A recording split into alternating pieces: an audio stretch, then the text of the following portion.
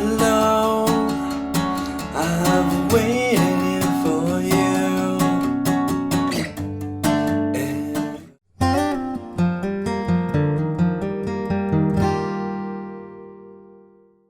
G'day guys, my name's Dave Tran and welcome to another Guitar Zero to Hero song tutorial.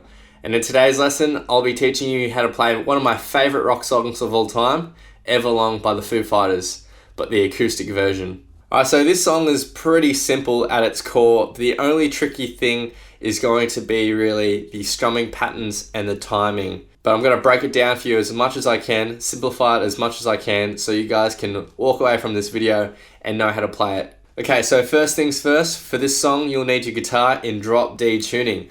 So that's really easy. All you need to do is take your low E string and take that down to a D. So that's the D there, and that's all we need to do in terms of tuning. Now there's only really 5 chord shapes and variations of those chord shapes that you'll need to know in this song. So the first one's gonna be just a power chord on 9th and 11th. So your index finger on the 9th fret of the 5th string, your ring finger on the 11th fret of the 4th, and your pinky finger on the 11th of the 3rd. And you're gonna hit the open D string as well with that chord. So it's just those 4 strings. So that's the first chord. Now the second chord is quite easy from that position, and all you need to do is take your index finger and bar it on the 6th and the 5th string of the 9th fret. But you keep your ring and pinky on 11th. So that's the second chord shape. Now the third chord shape is basically exactly that, but move down to 5th and 7th.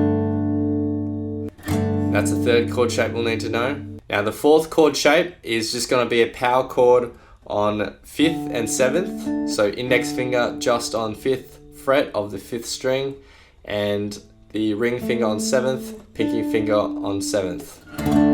And again, we're going to be hitting that open D string there. That's the fourth chord that we need to know. And finally, the fifth chord we need to know is just going to be us barring the 7th fret with our index finger, so the top 3 strings, so 6th string, 5th string, and 4th string. And then with our pinky finger, we'll simply put that on the 9th fret of the 3rd string. And that's pretty much all the chords we need to know. Everything else I'll explain later on. Okay, so let's start with the main riff, which is the intro. And our first chord is that 9th fret power chord with the open D string. Our second chord will be the fully barred 9th fret power chord. The third chord will be that same shape at 5th and 7th. And then the last chord in this riff is going to be back up at that barred chord at 9th and 11th. Now the strumming pattern for this riff is going to be all downstrokes. Now the defining feature of this riff is the accents, which are placed in quite unusual spots, but it sounds really great when you do play it. Okay, so let's start with the first 2 chords. The first 2 chords are going to have a strumming pattern that's 2 bars long. So they'll have 1 and 2 and 3 and 4 end, 1 and 2 and 3 and 4 end for both the chords. Now up here in the strumming pattern, you'll see which beats have the accents and which don't. When you don't have the accent on the down strum, you can simply just play the top bass note or the first 2 notes. When you're accenting, you should be playing all the strings. So it'll be easy if you break it down into 2 halves. So the first half will have the accent on the 2 beat, the 3 beat, the end beat after the 3, and the end beat after the 4. And the second half will have the accent on the 2 beat, the 3 beat, the end beat after the 3, and the 4 beat. So it's a little bit different. So the first half will sound something like this. 1 and 2 and 3 and 4 and. And the second half will sound like this. 1 and 2 and 3 and 4 and. And together, 1 and 2 and 3 and 4 and 1 and 2 and 3 and 4 and. And one more time, a bit slower. 1 and 2 and 3 and 4 and 1 and 2 and 3 and 4 and. So for the first 2 chords, it'll sound like this.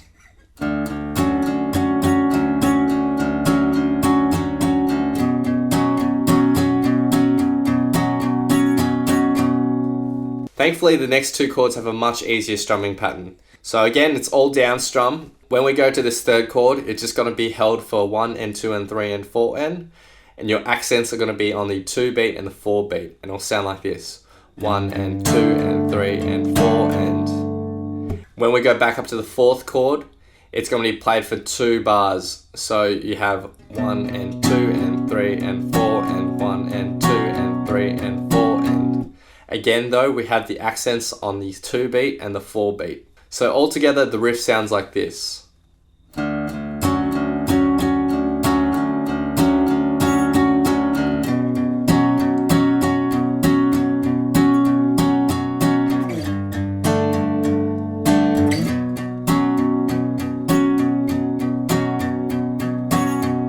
And at full speed.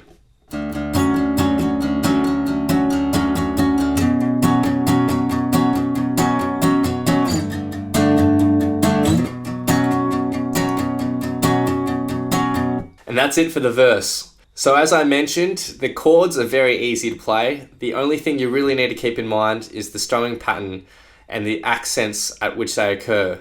Now you can just play all down strums if you'd like. Now that's another simple solution, but it just won't sound as good. It'll just sound like this.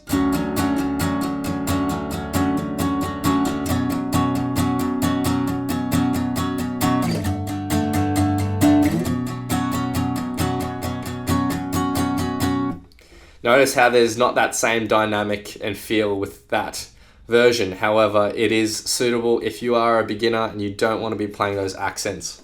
Okay, so the pre-chorus starts with this ascending octave riff. So octaves are basically just the shells of power chords. So for example, if we had a power chord on 5 and 7, we just basically wouldn't play the string in the middle of that chord. So it would just be the root note and then the octave, which is played by your pinky finger. And that middle string between the two should be muted. It shouldn't ring out at all. Cool, so our first octave starts at 4th fret on the 5th string with your index finger and 6th fret on the 3rd string with your pinky finger. And you're going to be hitting the open D as well with that. You're going to be hitting that with 3 down strums, so 1, 2, 3.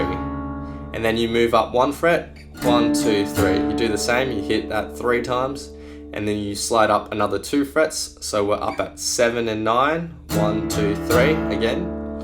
And we move up again 2 frets, so 9 and 11. And then this next bit incorporates a slide. So instead of hitting it 3 times, we're hitting it twice, and we're leaving a gap in the middle.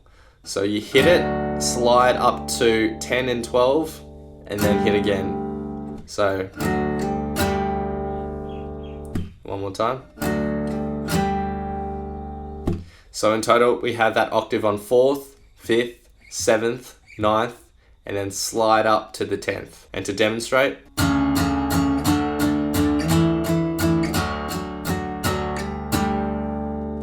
one more time.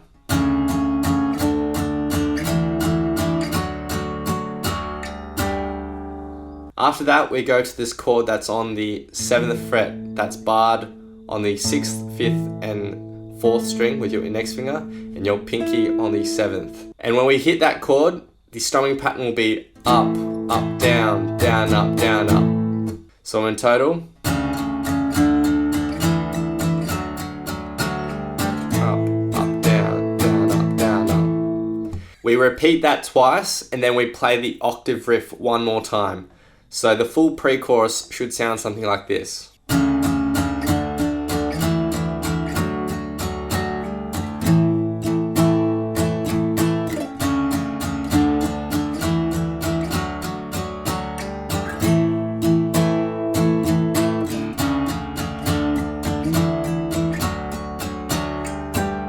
And that's it for the pre-chorus. Now we get to the chorus, and there's about 3 lines of chords that we need to learn.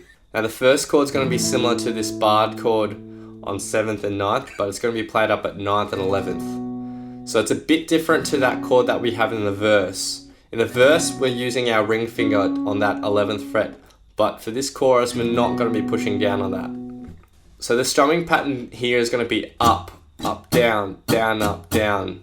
One more time. Up, up, down, down, up, down. Now our second chord's going to be that exact same shape, played down at 5 and 7. And our third chord in this line is going to be that D power chord with the open D. And for each chord, you're going to be playing that same strumming pattern. So up, up, down, down, up, down. It's going to be played once for that first chord, once for that second chord, and twice for the third chord. Now timing wise, you might wonder, why is it starting with an up strum? And that's because the chords always change on the end beat after the 4. So they start a bit earlier than the actual 1 beat. And I'll demonstrate by counting 1 and 2 and 3 and 4 and 1 and 2 and 3 and 4 and 1 and 2 and 3 and 4 and 1 and 2 and 3 and 4 and 1 and 2 and 3 and 4 and... So you should notice that each chord starts on the end beat after the 4. So that's why we start with an up strum. Anyway, that's the first line of chords, which gets repeated twice. So the second line of chords is exactly the same, except we don't hold on to this D chord for 2 strumming patterns. We actually play that chord for 1 strumming pattern, and then we go to the 7 and 9 chord that we've learnt previously, and we play that for 1 strumming pattern. So the second line of chords sounds like this.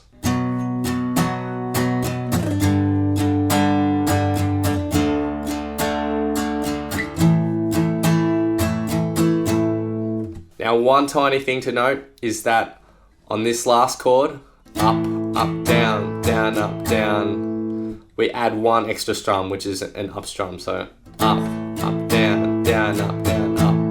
And that's because we're going to go back by starting the next chord on the 1 beat instead of doing it on the end beat after the 4. So the third line of chords starts on the 1 beat, and that's simply just this chord that's on the 5th and 7th. Without the ring finger. And the strumming pattern is going to be similar to what we had in the verse, the simple one, where we only accent on the 2 beat and the 4 beat, which sounds like this. So we hold on to that last chord for 2 bars. So 1 and 2 and 3 and 4 and 1 and 2 and 3 and 4 and that's it for the chorus. Now I'm just going to play that all the way through. 1 and 2 and 3 and 4.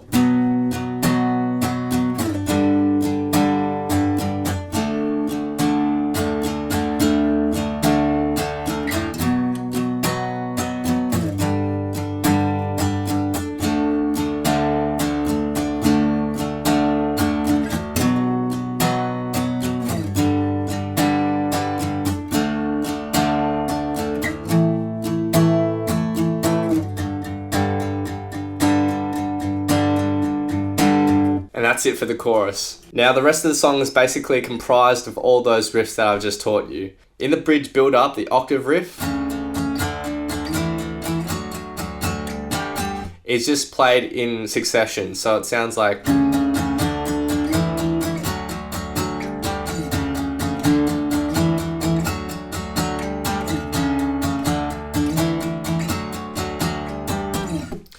until the chorus comes back in. And that's everything you need to know for the acoustic version of Everlong by the Foo Fighters.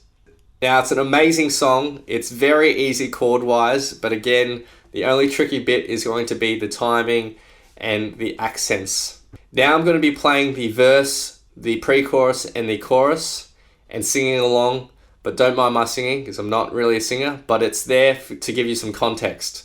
Now do make sure you try to play along and see how you go.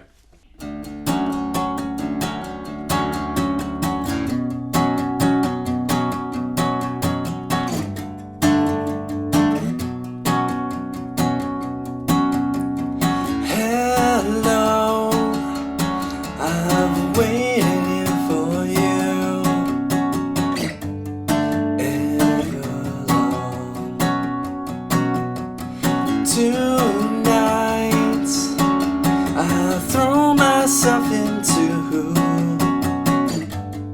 over my head, overhead she sang.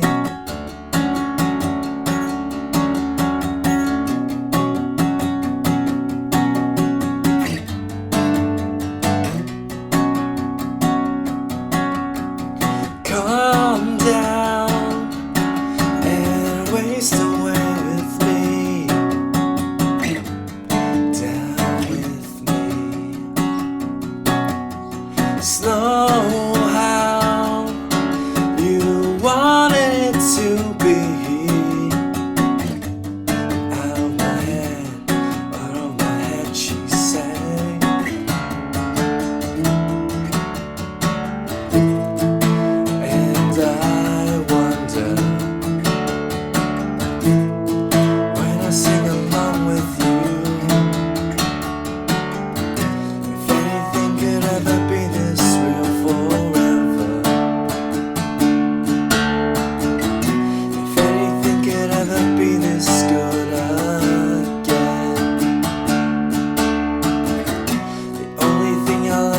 ask of you.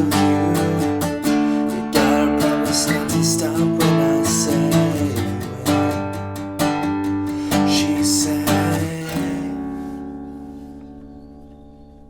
And that's it for Everlong by Foo Fighters. Again, one of my favourite rock songs, and the acoustic version is just beautiful as well. So I hope you guys have enjoyed this lesson. If you'd like to see more in the future, then please hit that subscribe button, hit that like button, leave your thoughts, comments and questions below, and I'll see you next time on Guitar Zero to Hero. Cheers.